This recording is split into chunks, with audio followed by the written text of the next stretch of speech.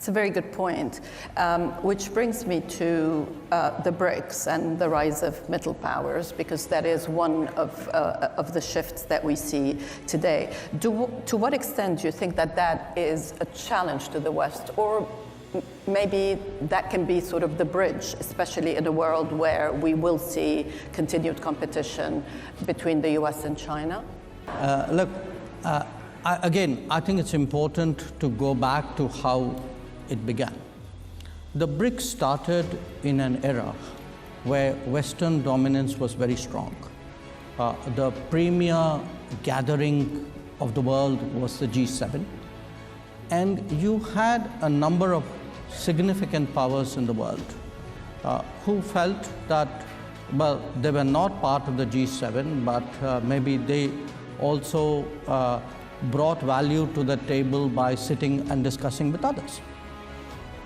So in a sense, you had a collection of these countries. It was originally 4. South Africa joined later. If you look at it, it's a very interesting group because it's geographically as disparate as it can be. Yet it is bound by the fact that these discussions we've had over a decade and a half have been very useful for all of us. Now, like any product, you test it in the market at some point. We tested it last year and asked people, so how many of you want to join BRICS? And we got almost 30 countries who were willing to join BRICS. So clearly, if 30 countries saw value in it, there must be something good we've done.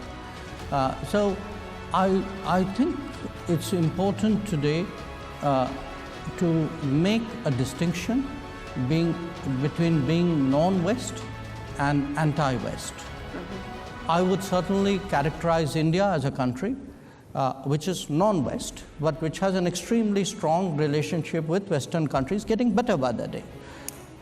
Not everybody else necessarily in that grouping might qualify for that description, but the contribution the BRICS has made, if one looks at the G7 and how it evolved into the G20, I think in a way, those additional 13 members who came into its bigger grouping, 5 of them are BRICS members. The fact that there was another group which was meeting regularly and discussing and debating, I think certainly was an input into the expansion of the G7 into the G20. So I think we did a service to the world.